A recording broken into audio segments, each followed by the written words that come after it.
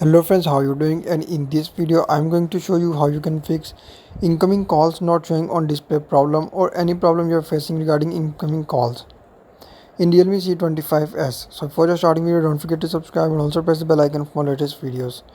So to fix Realme C25s incoming calls problem, simply first of all you just need to open settings and then follow every single step as I'm showing you in this video. It's not a game, it's a